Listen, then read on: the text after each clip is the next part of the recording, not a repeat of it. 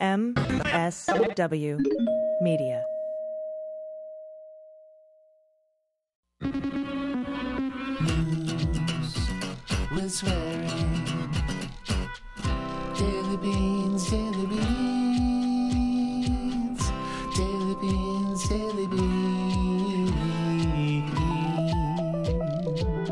Hello and welcome to the Daily Beans for Friday, December 8th, 2023. Today, Trump files a weird motion to halt all proceedings in his D.C. case while his appeal for total immunity is adjudicated. Ken Chesebro is on his way to Arizona to cooperate with the fraudulent elector investigation there. Biden will distribute taxpayer-funded pharmaceutical patents to the public to increase competition and lower drug prices. An ex-police chief has been sentenced to 11 years in prison for his role in January 6th. President Biden calls senators back to the drawing board to fund Ukraine before they leave for the holiday. A pregnant Texas woman has to go to court to get permission to get life-saving health care. And a group of nuns bought stock in Smith Wesson so they could sue them to stop the manufacture of AR-15s. I'm your host, Allison Gill. Hey, everybody. Happy Friday. First of all, we have some breaking news. David Weiss, as you know, is the prosecutor who was appointed by Barr to investigate Hunter Biden. Has apparently filed more charges. I think this probably is Southern California tax-related charges. We will soon find out. This is a developing story. We still don't have the indictment. It hasn't been made public yet, but CNN in Paula Reed is breaking this news. There are more charges against Hunter Biden. And, you know, the big old Joe Biden weaponized Department of Justice. Also, a couple notes on the April 20th D.C. gathering for patrons.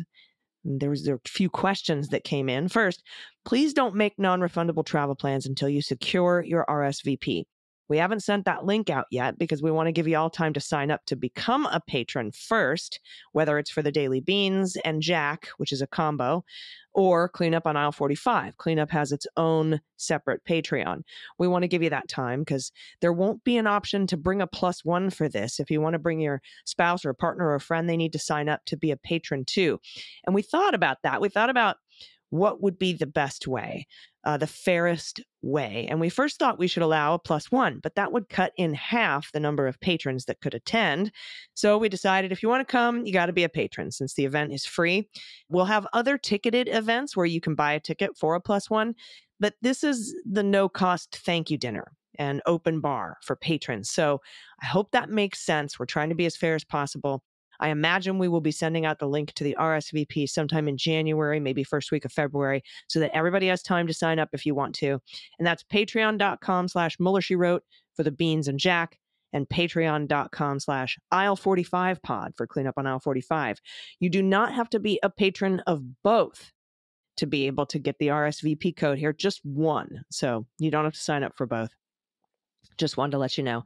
And thanks to everybody for giving me a chance to clarify all that. I'm doing my best to make it as simple and as fair as possible. All right, we have a lot of news to get to. Thanks for hanging in with me solo this week while Dana is out. Your support really means a lot to me. You'll notice today's show, by the way, does not include any news from the Washington Post in solidarity with the strike happening there. So it's time for the news. Let's hit the hot notes. Hot notes. All right, first up, Donald Trump filed a pissy motion today to stay his entire D.C. coup case. Not just the trial, but all the proceedings as well. And he wants that on hold, everything on hold, while his appeal is adjudicated. He filed his notice to appeal to the D.C. Circuit Court of Appeals right before he filed his motion for a stay with the district court and Judge Chutkan. And he declared in his motion that Chutkan is no longer deciding anything because he's filed a notice to appeal, but then demanded she grant him a stay and declared that he was going to assume there's a stay in place unless he's told otherwise. But that's not how any of this works. Judge Chutkan responded to the motion by ordering briefs due. The first one is due by the Department of Justice this Sunday, and Trump's response is due on Tuesday. By the way, that's the same day his testimony is supposed to wrap up in the $250 million civil fraud trial brought by the New York Attorney General, which, by the way, an appeals court decided that Trump's business license revocation can be on hold while the trial and appeal finish, but nothing else. that the AG sought will be on hold. Pete and I will go over what that means for Trump and his businesses on the next Cleanup on Aisle 45. And of course, Andy and I will talk about this ridiculous motion to stay everything in the D.C. case on this weekend's episode of Jack. All right, with all that out of the way, I'm bringing back the Fantasy Indictment League.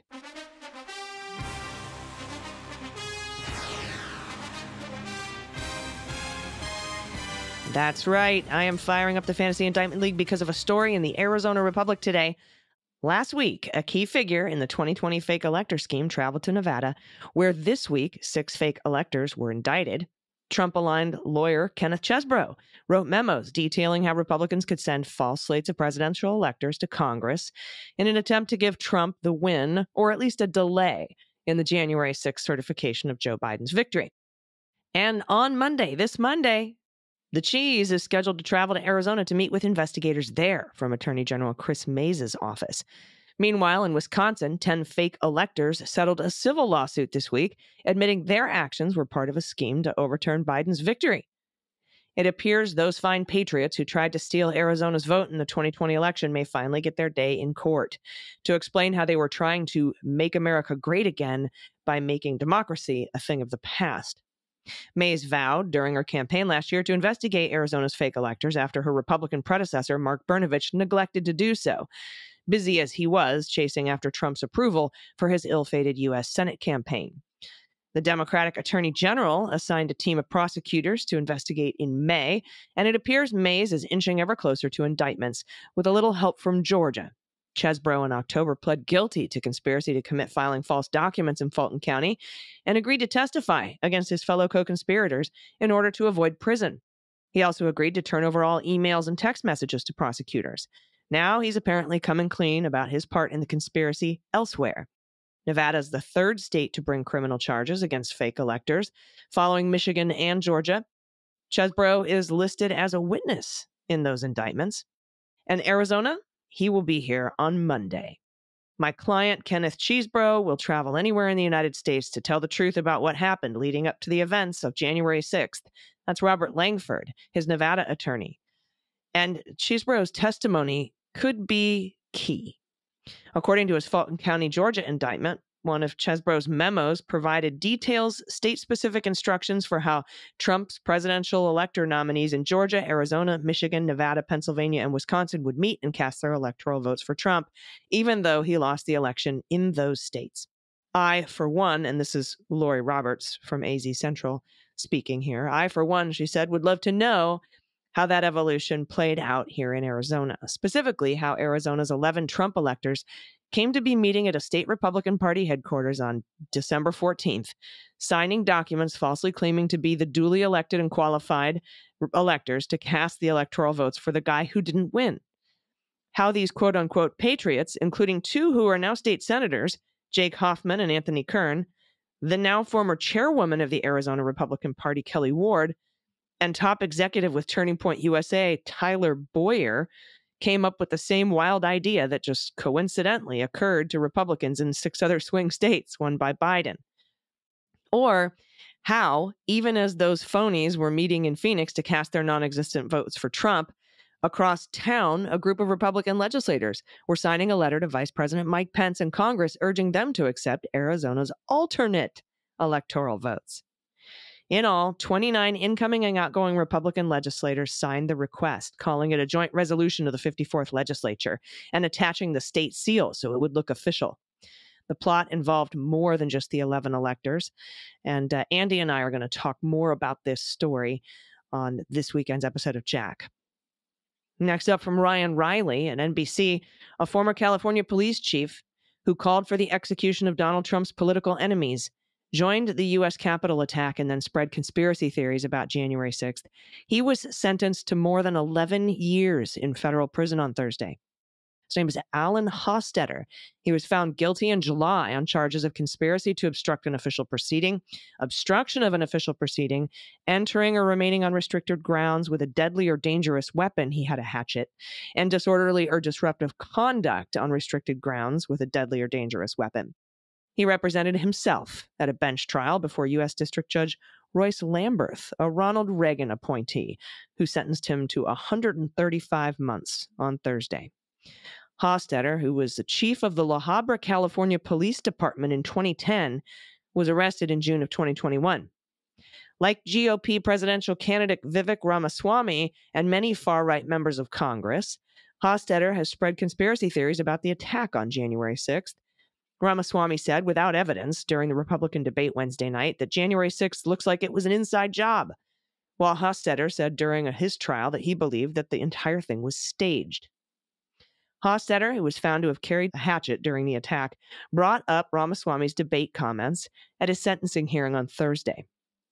Quote, "These conspiracy theories are no longer fringe," he said, noting Ramaswamy's comments specifically. And you have to know by now that Ramaswamy's comments during that debate, he is an op. Ramaswamy is an op to seed these conspiracy theories on behalf of people like Peter Thiel or whatever that guy's name is. It's an op. But anyway, quote, "The election was stolen. You have presidential candidates saying that openly during the debate. At some point, the truth is going to be coming out." You're going to jail, my man. Hostetter also noted that Speaker Mike Johnson, in his decision to release January 6th video, which has sparked additional unsupported conspiracy theories, he noted that.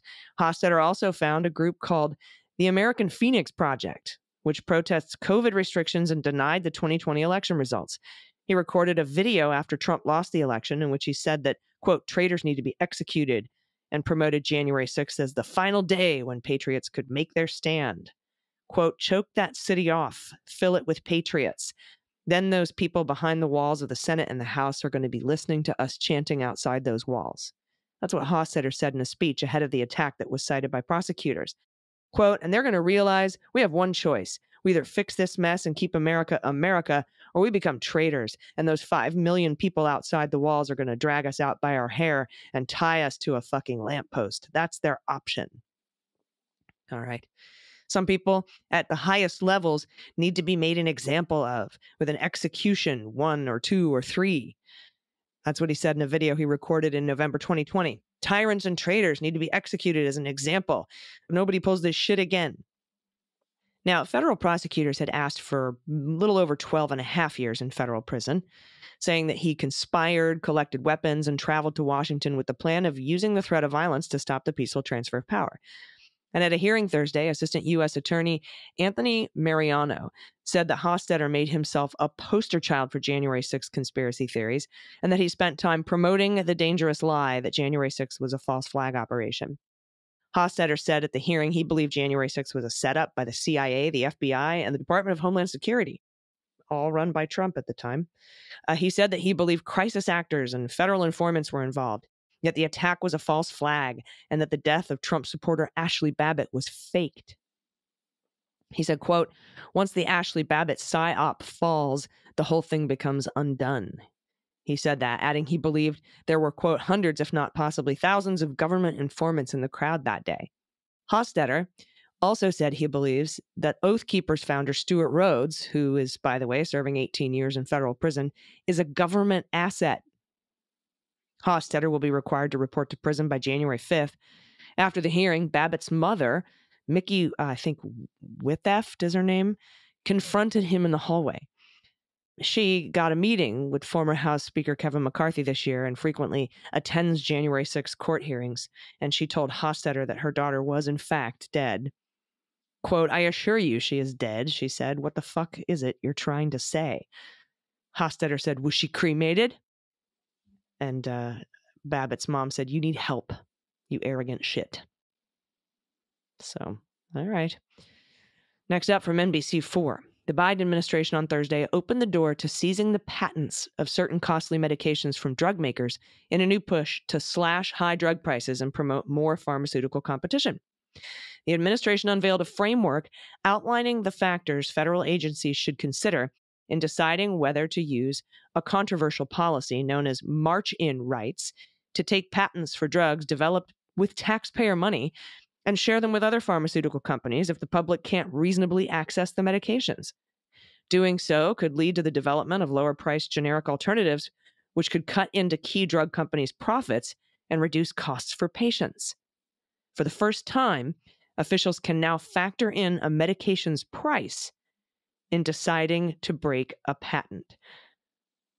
That means the law says if the public can't reasonably access a medication it helped fund to create and develop, if that price is too high, they don't have reasonable access. So we can seize the patent, give it to other companies, and they can make generics. It's unclear whether and how federal agencies will use the march-in rights under the new framework. Notably, quote, no agency to date has exercised the policy, which came about under the Bayh-Dole Act of 1980. A senior administration official said this during a call with reporters on Wednesday. But the administration will make it clear that when drug companies won't sell taxpayer-funded drugs at reasonable prices, we will be prepared to allow other companies to provide those drugs for less. Amazing. The administration's announcement follows a nearly 9-month review of the federal government's march-in rights, which aimed to update the framework for using the policy. It also came as President Joe Biden makes lowering U.S. drug prices a key pillar of his healthcare agenda for re-election in 2024. Political pressure has pushed healthcare companies to launch their own efforts to lower drug prices. CVS on Tuesday unveiled a new prescription drug pricing model, which could potentially cut costs for patients at the pharmacy counter. Nearly 3 in 10 Americans struggle to pay for the drugs they need. That's according to a July survey from the health policy research organization KFF. And some research suggests that U.S. patients spend about $1,200 more per person on prescription medications than those in any other nation. Yet taxpayers have spent tens of billions of dollars to fund hundreds of drugs in the last decade, which the Biden administration believes could justify government action. Meanwhile, the pharmaceutical industry's largest lobbying group slammed the Biden administration's push to exercise march-in rights in a statement. This would be yet another loss for American patients who rely on public-private sector collaboration to advance new treatments and cures. That's a spokesperson for the Pharmaceutical Research and Manufacturers of America, which represents drug makers like Pfizer, Eli Lilly, and Johnson & Johnson. They went on to say the administration is sending us back to a time when government research sat on a shelf, not benefiting anyone. Fuck you, you guys. The White House feigned disappointment about the lobbying group's stance in a post on Twitter. Oh no, we've upset Big Pharma again. That's what the White House said. Next up from Frank Thorpe at NBC, a bipartisan group of senators resumed border talks Thursday, offering faint hope that Congress can craft and pass a broad legislative package that would include aid for Israel and Ukraine, the Indo-Pacific, and the border before the end of the year. The lead negotiators, that's Chris Murphy, Democrat from Connecticut, Senator, and James Lankford, Republican from Oklahoma, met Thursday afternoon. Lankford and a Democratic source familiar with the negotiations told NBC News about the meeting. The meeting did not yield a final result, but a new proposal was discussed. It took place in the basement hideaway office of Senator Kyrsten Sinema, who has also been involved in the effort. Quote, they are back at the table. Negotiations are back, the Democratic source said. Republicans presented us a proposal. We're still digesting it. There's still a lot of daylight between the two sides. The source said conversations will continue remotely on Friday and into the weekend as senators left D.C. for the week on Thursday. Amazingly, we have phones and the internet and email and everything else, so we'll continue to stay in contact. That's what Lankford said. We're going to continue to talk, said Chris Murphy. The negotiations had stalled last Friday and are resuming a day after the Senate failed to advance an Israel-Ukraine aid bill over Republican objections that it lacked immigration policy changes. By the way, quote-unquote immigration policy changes, shutting the border down to asylum seekers, putting kids back in cages, revoking putting that family separations thing back into place. It's terrible. It's horrible. So those are the policy changes. Now, Lankford, another Republican, said Joe Biden's remark on Wednesday that he was willing to make significant compromises on the border in order to secure money for Ukraine, that helped bring the two sides back to the table. Quote, the White House made a very clear statement. Hey, let's actually get something resolved. Ukraine's too important not to be able to do this. So that's Lankford talking. He went on to say, I did think it was helpful for him to be able to make that statement, and I reciprocated right back to the White House. I hear you. We're not trying to be able to over-ask either. Sinema, speaking with KVOA in Tucson, said the bipartisan group is making progress, but there's still a long way to go. She also called on colleagues to come to the middle and solve the crisis together.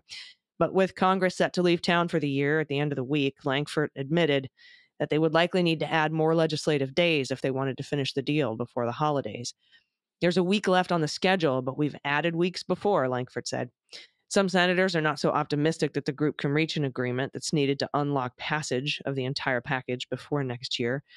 Quote, I just don't think it's realistic to expect they're going to take it up and pass it, especially if they're planning on leaving. That's John Cornyn from Texas. So I think we're unfortunately looking at a January exercise, he said. Tom Tillis agreed. I, for one, think it's unlikely that we get it done by Christmas, but hope I'm proven wrong. During a press conference earlier Thursday, Lindsey Graham said it was time for Biden to be part of negotiations. These negotiations need to change. The president should be involved. He is responsible for the situation more than any member of the House or the Senate. Okay, so the president is more responsible for passing legislate on the border. Lindsey Graham, I swear to God. He went on to say he's the commander-in-chief, and when it comes to securing our border, our commander-in-chief, Joe Biden, is AWOL. Oh, for God's sake. Langford said he's been speaking to White House staff throughout the process. He agreed the president needs to be part of the negotiations, but he declined to specify what it would involve. The White House has to be engaged in this, Langford said. If the White House isn't engaged in negotiations, then nothing's going to get done. And last up, my favorite Sister Act sequel. This is from Reuters. A group of Catholic nuns on Tuesday sued the board of Smith Wesson to try to force the gun maker to abandon the manufacture, marketing, and sale of assault-style rifles that have been used in U.S. mass shootings. The nuns, in a lawsuit filed in state court in Nevada, allege that Smith & Wesson's directors and senior management exposed the company to significant liability by intentionally violating federal, state, and local laws and failing to respond to lawsuits over mass shootings. And as shareholders now, they can sue in that capacity. Quote, these rifles have no purpose other than mass murder, the nuns said in a statement. The group of nuns filed the lawsuit in their role as Smith & Wesson shareholders in what is known as a derivative lawsuit. Such lawsuits seek to hold corporate boards liable for breaches of their duties to shareholders, kind of like when shareholders got real mad at Elon Musk at Tesla and Twitter. Although courts generally find boards are protected from lawsuits from good faith decisions, I'll be discussing this along with the history of nuns doing this kind of work a little later in the show, but I do have one more story for you, but we need to take a quick break. Stick around. We'll be right back. After these messages, we'll be right back. And welcome back. More breaking news. This just in. It is a 9-count felony indictment for tax evasion against Hunter Biden. So as I expected, well, it was either that or jaywalking. But the tax charges have been brought in the Southern District of California. We will go over those. What shows? I'd probably go over them on the Beans on Monday in more detail, but definitely in depth on Cleanup on All 45 next Wednesday. All right, everybody. I have one more story, and this one hits hard. Let me play you a clip from this story. It's a hard time. Even with being hopeful with the decision that came from the hearing this morning, there's still, we're going through the loss of a child. There's no outcome here that I take home my healthy baby girl, so it's hard, just grief, but I think that, joy and grief can coexist, and there's moments of joy. I'm really grateful for my wonderful 2 children that I have and my wonderful family. And, it's a moment of sadness, but we really have a wonderful life here in our home state. And so, I just try to count my blessings.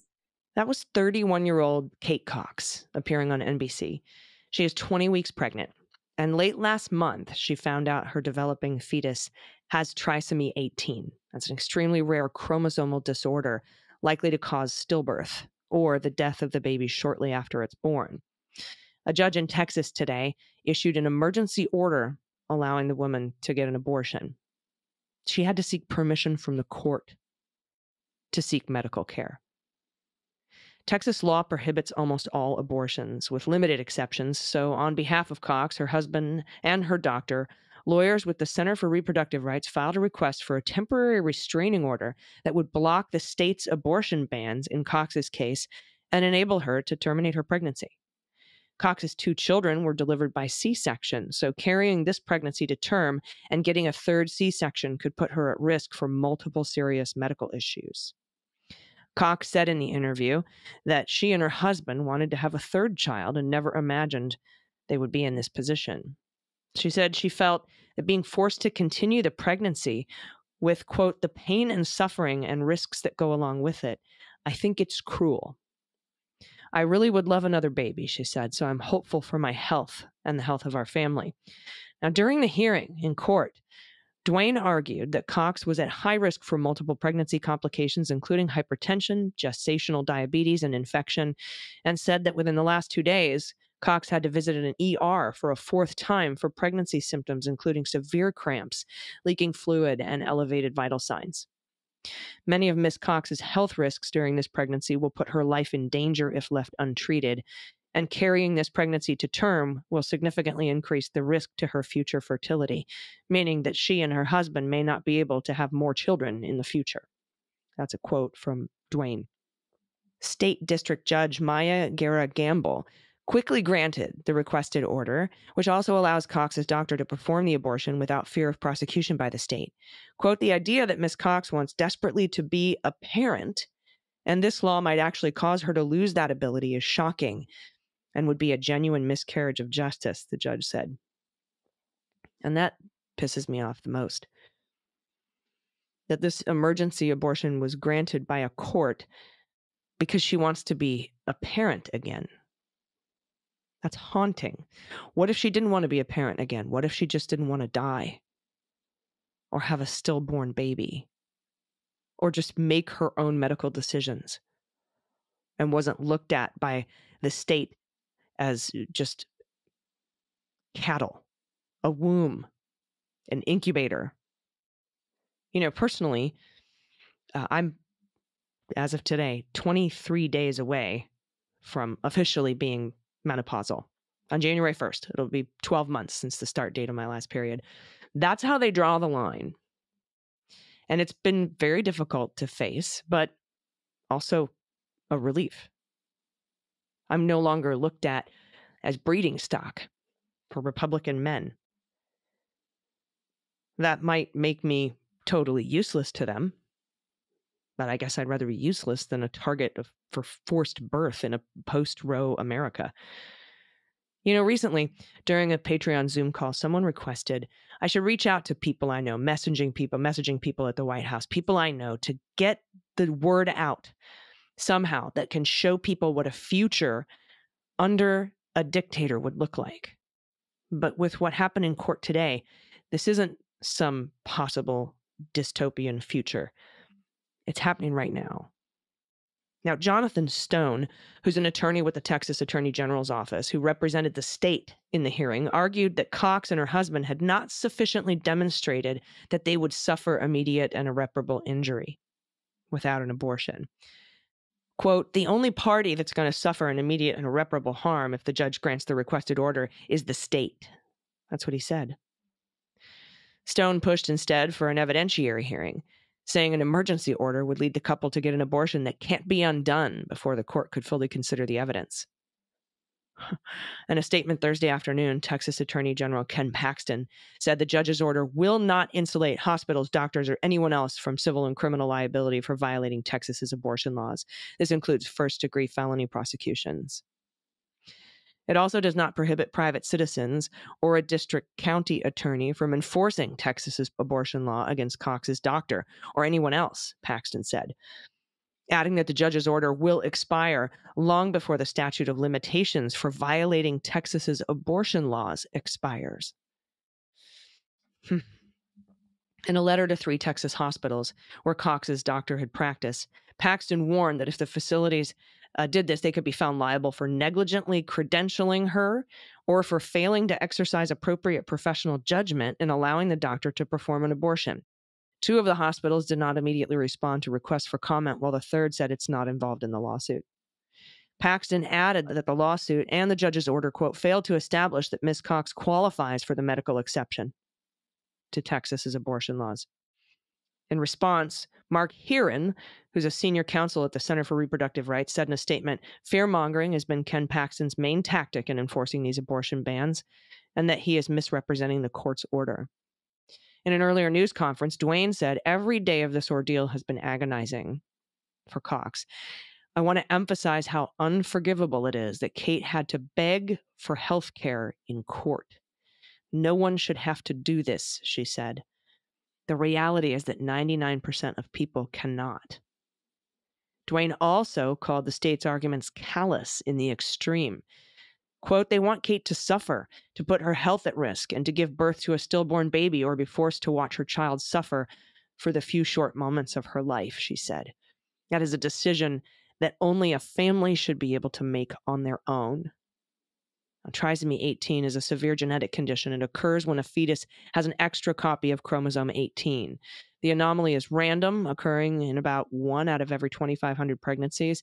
That's according to the Cleveland Clinic. At least 95% of fetuses with the condition don't survive full term, meaning pregnancies end in miscarriage or babies are stillborn. Infants born with trisomy 18 have many birth defects, which can cause life-threatening consequences. Almost 40% don't survive labor, and less than 10% live past their first year. Since the Supreme Court's decision to overturn Roe in June of 2022, more than a dozen states have banned abortion or no longer have facilities where women can receive the procedure. In another lawsuit in Texas, the Center for Reproductive Rights sued on behalf of 2 OBGYNs and 20 women who were denied abortions while experiencing severe and dangerous pregnancy complications. That case seeks to clarify which situations qualify for medical exemptions under Texas abortion laws. The state Supreme Court heard arguments last week, and a lower court issued a ruling in the plaintiff's favor that blocked Texas's ban from applying in situations like theirs. But Cox's case, though, is one of the first of its kind. Very few pregnant women have sought emergency court orders to receive an abortion. Dwayne said after the hearing that for many people, traveling outside the state for an abortion, especially during a medical emergency, isn't an option. Quote, Kate wants to be able to receive health care in her own community and a place where she feels comfortable. She's a lifelong Texan, and her whole family lives here. It's just hard to imagine what she's going through. I'm really quite speechless.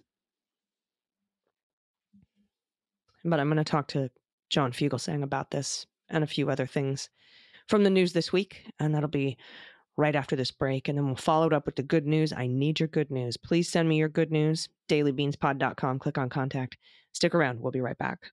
Hey, everybody. Welcome back. It is Friday, which means it's Fugelsang Friday. So I'm here with my friend, host of the Tell Me Everything show on Sirius XM Progress, channel 127, weeknights, 9 p.m. Eastern, 6 p.m. Pacific. And of course, you can get that in podcast form for free wherever you get your podcasts if you do not subscribe to Sirius. So that's pretty awesome. Please welcome my friend, John Fugelsang. Hi.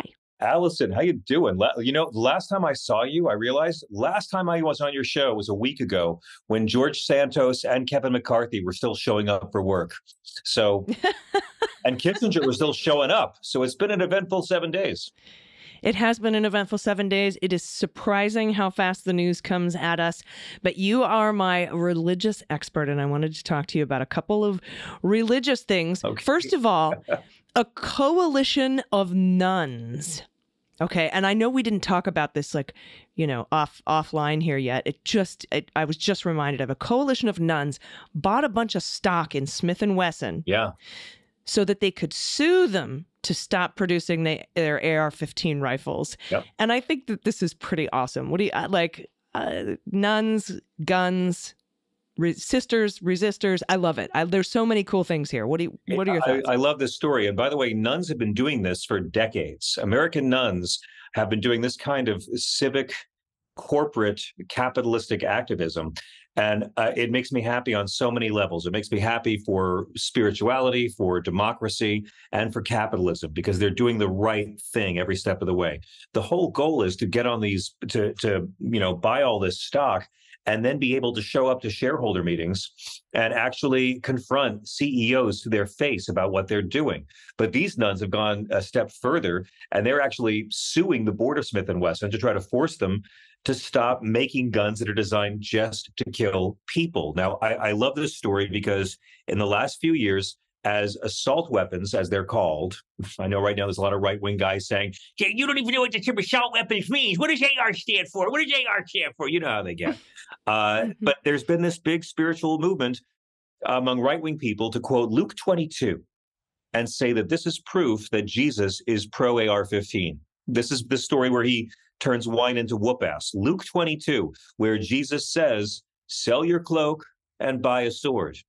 And that's all the evidence you need to know that Jesus is a trigger-happy gun nut. And this has been like spread all over the place by all these fun-loving, gun-loving, Father and the Son-loving Christians. But it's a metaphor. Oh, not even a metaphor. No, it's a literal quote. But just like the Second Amendment, when they forget the phrase well-regulated militia, they have to take Luke 22 dramatically out of context to make their argument. Because here's the story, and I'll make it really quick. This is the night Jesus is arrested. He's in Gethsemane with the apostles, and they're getting ready. The soldiers are coming, and Jesus says how the prophecy dictates that we're supposed to be criminals. He was numbered among the transgressors. And he says, so we have to have some swords on us so we can be arrested. So go sell your cloak and buy a sword. They say, well, Jesus, we have 2 swords. Jesus says, oh, well, in that case, you don't have to buy anything. We're all good. And then the soldiers show up to arrest him. Jesus commands his followers not to fight back, to practice no self-defense. He surrenders to the authorities non-violently and says, he who lives by the sword will die by the sword. And he goes voluntarily after forbidding self-defense. And the gun nuts take this one little clause, sell your cloak and buy a sword. And literally, you can Google this, they're having this inscription engraved on rifles and pistols now. People are using Bible out of context to convince them that they're somehow doing the Lord's work by letting civilians, emotionally disturbed males in their early 20s, own machines designed to kill lots of humans really fast. So what these nuns are doing is not just deeply political, it's deeply spiritual, because they're actually showing what Christianity is about. Jesus never once talks about abortion, never condemns gay people, but he does say he who lives by the sword will die by the sword, and preaches nonviolence his entire career. I love it. Here endeth the sermon. Oh my gosh. Okay. Yeah. So the opposite of what they think. Yeah, okay. The exact opposite. But this is literally, the gun manufacturers have been using Luke 22 to try to garner more support for the cause. And it works because people look on the Bible like a mirror and they see what they want to see. They believe what they want to believe. And most people create God and Jesus in their own image. So whoever they hate, that's who Jesus winds up hating. And whatever military grade hardware for civilians they like, Jesus must like that too. He killed dinosaurs with it, you know. Oh, right. Well, he rode one. He fought, and fought off T-Rexes with an AR-15. I think his name was Cochise, his dinosaur's name, but I can't be sure. Because, of course, I mean, he would name Jesus. It makes sense. It stands to reason Jesus would name his dinosaur after John Wayne's horse. Of course, being the huge John Wayne fan that he was. Right. And that's obviously it's somewhere else in Luke, I think. But I'm not quite sure. More on the religious train here. Mike Johnson said God spoke to him and said that he will be the Moses that leads us through the red something, not sea, but something referring to, but also way out of context. And I was wondering your thoughts on this, because my first thought was, in the Three Amigos, when they go out and look for the singing bush and they have to summon the invisible swordsman. I mean, this is sort of the level of what I'm thinking is happening here. But then, maybe he accidentally shoots the invisible swordsman. I mean, he said, the Lord told me very clearly to prepare to become a Moses who will lead the nation through a Red Sea moment. If he really believes that, he's insane. But either way, this is what spiritual narcissism looks like. I mean, first off, I always say, trust anybody who's seeking the truth. Don't trust those who claim they have it. And I'm really ready for our media to stop pretending that Mike Johnson is a Christian just because he keeps bragging that he is. To me, I keep saying, if you're in a Rolling Stones cover band and you brag that you're in a Rolling Stones cover band, but you never actually sing anything the Rolling Stones wrote, you need to find a new name for your group.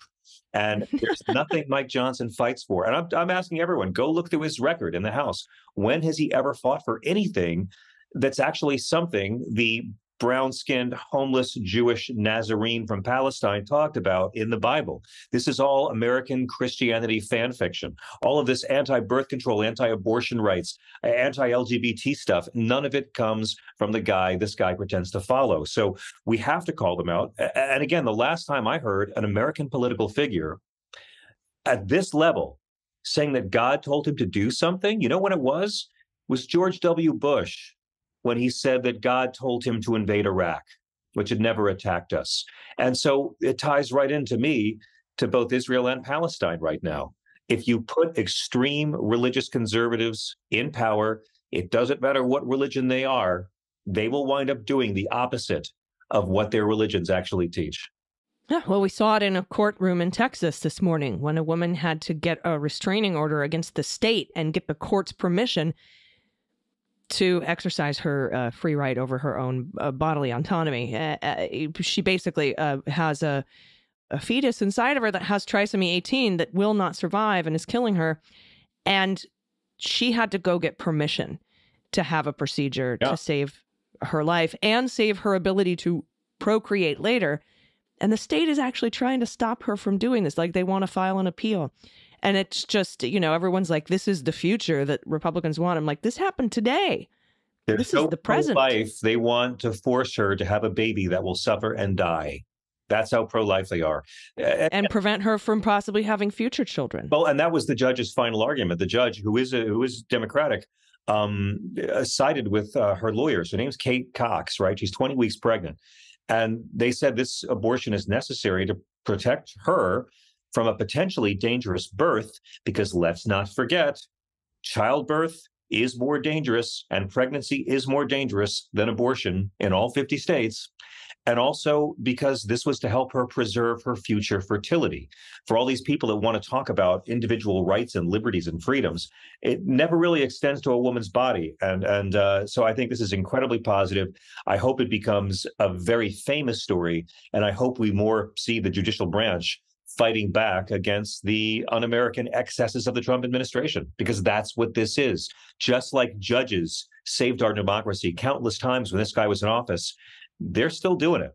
Yeah. Well, I just think back to the spooky phrase death panels, and that's what this is, quite literally. Yeah, quite literally. And again, it comes down to liberty. I don't think, and this is when your listeners talk to your conservative loved ones or neighbors or coworkers, it all comes down to, does the state have the right to force a tax-paying American citizen to be pregnant if that citizen doesn't want to?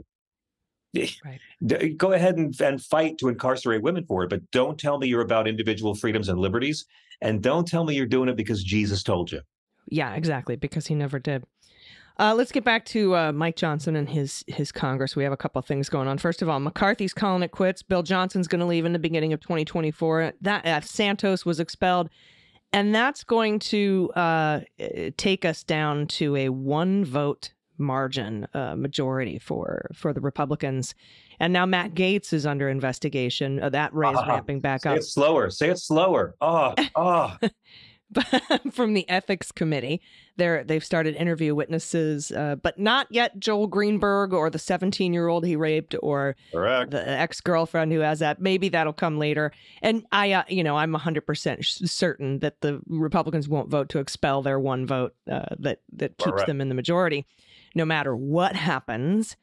But here we are, and it's chaos. And now the Republicans in the Senate and the House say we're not going to vote for aid to Ukraine, Indo-Pacific, Israel, because of the poison pill that Republicans want to add with regard to the border.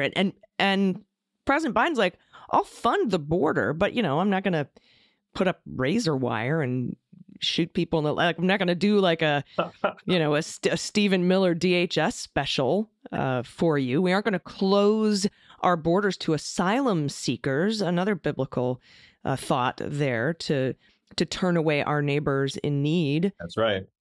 So again, just this, it's a Moses time. I'm Moses. I'm like Moses, but fuck the poor, fuck the sick, fuck the asylum seekers. Always. They never actually fight. Listen, again, when it comes to these people as Christians, name one Jesus teaching that the Republican Party has fought for this century. Ask your loved ones who are Republican. One actual thing Jesus talked about. Welcome the stranger? No. Individuals and nations must care for the poor, must care for the sick? No.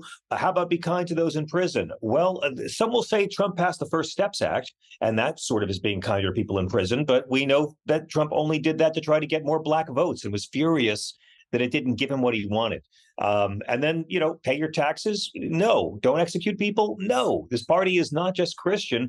They legislate against the religion they pretend to follow. Saddling people with debt burdens and high interest rates that should be forgiven on a weekly basis, according to scripture. And Kevin McCarthy deserves all of this. I'll tell you, we sat through 15 votes? 15 votes. In the same room where he voted to throw out our votes. We sat through these 15 votes. He came in promising all these great new things, and their entire plans for inflation and immigration and crime were all Hunter Biden's laptop. And now he's the only speaker in history to be voted out of a job, and it serves him right. I always say, if you feed Nazis, the Nazis will see you as food and eat you. And that's exactly what happened.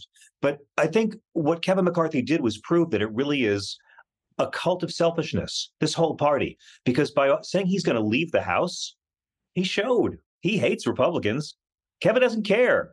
He doesn't care about the people in Bakersfield who sent him to serve. He doesn't care about conservative ideology. He doesn't care about any of the issues he fought for, doesn't care about the Republican Party, doesn't care about the balance of power. He cares about himself. He is exactly like George Santos. He is exactly like Donald Trump. The Republican Party's ethos is pushing selfishness.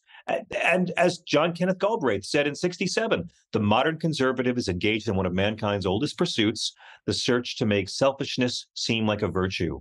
So the entire party is all about selfish people, promoting selfishness with a selfish tax policy. And Kevin McCarthy just went and proved it. He did the young guns, all three of them. Remember, we had to sit through all the headlines about Paul Ryan and Eric Cantor and Kevin McCarthy. All three of them appeal to the worst racists in their party cynically to get power. And all three of them were eaten alive by the same right-wing fringe they fed. Yeah. And, this whole thing about they only care about themselves. Rick Grinnell posted this morning, loyalty to Biden, good. Loyalty to Obama, good. Loyalty to Clinton, good. Loyalty to Trump, unqualified, all-white sycophants undermining democracy. And I responded, I think that the premise of your tweet is based on your fascist worldview. Dems don't have loyalty to people. Exactly. It's not about loyalty. And Trump's not about loyalty. It's about obedience. We have loyalty to the Constitution, to our oaths of office if we occupy an office. And I said, your entire tweet is based on your authoritarian belief that people should be loyal to politicians and not the country. Your fascist worldview has skewed your ability to even understand that. He's not even coming from a place of understanding, thinking and assuming that Dems are loyal to politicians when we're not. Show me a Democrat who got angry for 5 minutes when Hunter Biden got indicted. We're like, go ahead, please, and investigate the business dealings of all presidential kids. Come on. I mean, you think there's going to be any Democrats if Joe Biden loses next year saying Kamala Harris, what she ought to do is get some fake electors to come in and she'll register them instead. Like, none of this is happening. Democrats aren't in a cult. Oh, Biden didn't get big crowds at his rallies because Democrats aren't in a cult. Democrats are representing the rest of America. Y'all are representing your mean little, mostly white club. Yeah. All right. Before I let you go, you spoke about caring for the sick. And today, President Biden announced a new policy saying, under my administration, there's a new proposal today. If Big Pharma will not make taxpayer-funded drugs accessible to the public, we are prepared to use existing laws to allow competitors to make and sell those drugs for less. Your thoughts? Beautiful. I mean, right down, and by the way, a perfect tweet. Can we just celebrate that? by referencing up top, taxpayer-funded drugs accessible to the public. I'm sorry, but if we, the people, pay to develop these drugs, then they should be regulated like the airwaves because we, the people, own them. So I think what Biden is doing is fantastic. This new plan is going to end Big Pharma's price gouging by letting our government license drugs to new drug makers if they're not being sold at a decent price. This is also known as capitalism. This is also known as a free market. Why the hell do we call ourselves a free market if we're not allowed to import cheaper drugs from Canada? It's ridiculous, and it's a racket, and it's one of the reasons why America's always been an island of grifters. We're separated from the rest of the world. They can't believe our grifty for-profit healthcare system, but we're isolated enough, these predators can get away with it. So what Joe Biden is doing is huge. I mean, capping insulin at $35 for Medicare, huge. Getting the big three to negotiate drug prices at all, hearing aids over the counter. I mean, this old man's getting stuff done, and this is deeply impressive, and it should be the biggest story in the world. Yeah, it should be. I appreciate you. Thank you so much for your time today. Everybody tune in to Tell Me Everything on SiriusXM Progressive, channel 127, weeknights, 9 p.m. Eastern, 6 Pacific. And of course, wherever you get your podcasts, you can listen to The John Fugelsang Show. Thank you so much, Allison. I just want to say the nicest thing I can say about Henry Kissinger is he's going to have a much better 2024 than Donald Trump. Take care. And I'm truly sorry you didn't get your wish for George Santos to remain in Congress. That's okay. That's okay. You know what? When God closes a George Santos comedy door, he opens up a Matt Gaetz comedy window. Yes, and an Andy Ogles comedy thing, because now Phil Williams is on the case, and you do not mess with Phil Williams in Tennessee. So thank you very much. I appreciate your time. Everybody stick around. We'll be right back with the good news. Everybody, welcome back. It's time for the good news. Who likes good news? Everyone? Then good news, everyone.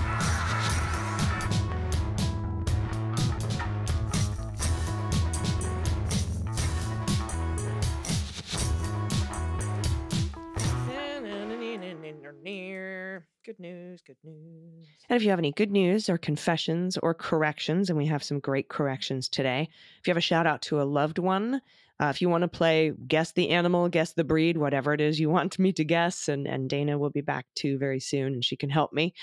You can send that to us as well. If you have a shout out for a small business in your area that could use some support, especially during the holiday season, where's a good place to get the greatest holiday gifts that you can think of? Send that information to us too. If you have a small business and you're selling great holiday gifts, I want to know about it. All that you can send to us at dailybeanspod.com and click on contact. First up from Lisa, pronouns she and her. I love y'all so much. I recently subscribed to Clean Up as well. Thank you, Lisa. Quick correction. Nevada Attorney General Aaron Ford is a Democrat. If he were a Republican, that would have been really a big story. I'm happy to not be mad at him anymore after he announced a while back that he wouldn't be pursuing the fake electors. Thanks for providing regular doses of information that I can stop being mad about. For Pod Pet Tax, my retired husband's new hobby of colored pencil art, using my beautiful grand dog Goose as a model. I bet you can guess the breed. Lisa, thank you. I thought because they refused to prosecute the fraudulent electors that your attorney general was a Republican. I had no idea your attorney general was a Democrat. I apologize for the error and look at the beautiful Australian Shepherd pencil drawing. That is really good. The blurred trees in the background are fantastic, especially with the sharp detail of the fur. It's like on the ears in that contrast. That's amazing. That's beautiful. Good job. Anyway, thank you very much for that. Next up from Kristen, pronouns she and her. Thanks for making the bad news always a little bit more palatable and informative. I don't miss a day of your coverage, and I appreciate you both. In the area of sharing a small business, I wanted to tell you about my very, very small business that manufactures in the USA. In 2010, I launched this wild idea to make stainless steel toy keys when my second son was just 9 months old. I now have 5 100% stainless steel baby products that are all made in the United States. They are non-toxic, eco-friendly, and a great heirloom gift. From the start, I've been guided by my desire to bring good into this world, so I stayed focused on manufacturing in the U.S., even when it meant not creating a slimmer margin for myself, because unfortunately, manufacturing with high-quality products in the USA is expensive. But I'm so proud to offer products that are thoughtfully made and support our U.S. economy through manufacturing. Also, I have employed people with developmental disabilities to help me with various steps along the way.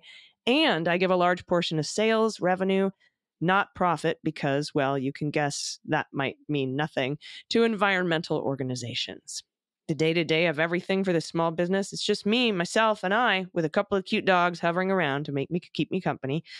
My mom is also a huge help when I go on vacation, but it's definitely all a labor of love for me. I love this, Kristen. I wanted to note I have the utmost respect for people working in government. Since the moment I had the idea, helpful people within the U.S. government, whether it was the Consumer Product Safety Commission or the Trade Department, have been there. Okay, that was a lot to share, but I hope the Beans listeners will check my products out. It's at cleankeyAnimals.com. That's clean, C-L-E-A-N, key, K-E-Y, animals.com. In case the Leguminati does check me out, use promo code DailyBeans for 10% off. How cool are you? Here are the dynamic duo, Rocky, the little one is 6 years old, and Casco, the big one, 11 and a half. Shout out to my brother Eric in California for introducing me to the Beans Queens, and thank you for being you. I'm going to check this website out, cleankeyAnimals.com. I'm wondering, it's stainless steel toy keys, because like babies love to play with keys, right? I don't know. Is that what it is? I'm going to check it out for sure, because what great gifts that will make. Thank you for being you, Kristen. Look at the puppy with the white eyebrows. That's adorable. And look at the golden. Hi, baby. Oh, and there is a baby enjoying the baby gift. So amazing. So beautiful. And by the way, this isn't a paid ad, by the way. This is just a patron writing in. So thank you so much. Beautiful baby as well. And I'll send that along to Dana so she can enjoy baby photos on her vacation. Thank you so much. Next up, Brian, pronouns he and him. It seems so obvious that Trump was an officer of the United States. Are we all missing something? Here's Lizzie, our golden doodle, as well as our 12-year-old straight A student. We couldn't be more proud of either of them. I'm also including a baby picture of my son because, I mean, have you ever seen such a beautiful baby? Keep up what you're doing. The fight is continuing, but victory is certain. Brian, yes, I love that. I love that hope. Is that a Wheaton? Golden Doodle, you said. I'm sorry, Golden Doodle. Beautiful dog, beautiful child, extremely beautiful baby. Yes, you are correct. And I will send that one along to Dana as well so she can enjoy it. It's just a cute little cheekies. All right, next up from Ellen L., a submission for What the Shell. Or what the hell's in that shell? I was on vacation, came across this lovely, and I knew I had to send it in. Hint, I was on a vacation in South Africa. Well, if that is any indication, actually, it's kind of easy to tell by the shell on this guy, because it's got a real nice leopard print to it, kind of like my mom's favorite sweater to wear to Las Vegas. And so I'm going to guess leopard turtle. I don't know if they're a South African thing. I don't know where they generally live. Don't ask me how. I just happen to know because of that shell. Leopard tortoise. I'm sorry, I said turtle. So I didn't quite get it right. According to the kids' book on African wildlife I picked up, they can live to 100 and eat a variety of plants and gnaw on old bones to get the calcium they need. Me too. Same. Thank you for sending that in. I love playing What the Shell. Next up from Cervantes, you probably hear this from 1,001 people regarding I would have written a shorter letter if I had more time. The Colorado lawyer is ill-advised. According to a quoteinvestigator.com, it was not Churchill. It was Pascal in the 1650s. Oh, who said that? Was it Andy? Was it Pete? I don't remember who said that. Anyway, in French, you don't want me to pronounce this. Here it is in French, everyone. We'll put it in the show notes. Je ne fais, and yeah, no, I'm not going to go. Which pretty much translates to, I have made this longer than usual because I have not had time to make it shorter. He was apologizing to a friend for not having time to write him a shorter letter. Beautiful. Okay, link in the show notes for Quote Investigator for more information. Anyway, now that I'm writing, I might as well tell you that. Well, to keep it short, your voices are like clarions. How did we all get along without you for so long? Cervantes, thank you. And thank you for the correction. Pascal, not Churchill. Excellent. Sorry. Once again, just giving stuff to the English. Or now they come and take it a lot too. Anyway, thank you for that. Thank you, everybody, for sending in all this incredible stuff. So many great new gift ideas. I am definitely checking out Clean Key Animals. What a cool idea. You know what my mom used to do? She just used to go to thrift stores and buy wooden spoons and give those to babies. She'd just keep one around because babies love wooden spoons. No idea why. But she was right. They loved them. All right, everybody. I will be back in your ears on Sunday with the episode of Jack. There will be a bonus beans. I just recorded the bonus cleanup on All 45 with Pete, so you'll get both of those this weekend. The refried beans are so great this weekend, so enjoy those reruns. One of them is 3 years old. It's very fascinating listen. They've got some great guests on there as well. I look forward to your feedback on the refried beans. If you guys are listening to refried beans and you have any observations you want to make about how far we've come, I would love for you to send them into the good news and any other good news you have. dailybeanspod.com, click on contact. Thanks to John Fugelsang for Fugelsang Fridays. And everybody, please, until we meet again, please take care of yourselves, take care of each other, take care of your mental health, take care of the planet, take care of your family. Vote blue over Q and bring someone with you. I've been AG, and them's the beans. The Daily Beans is written and executive produced by Allison Gill with additional research and reporting by Dana Goldberg. Sound design and editing is by Desiree McFarlane, with art and web design by Joelle Reeder with Moxie Design Studios. Music for The Daily Beans is written and performed by They Might Be Giants, and the show is a proud member of the MSW Media Network, a collection of creator-owned podcasts dedicated to news, politics, and justice. For more information, please visit mswmedia.com. MSW Media.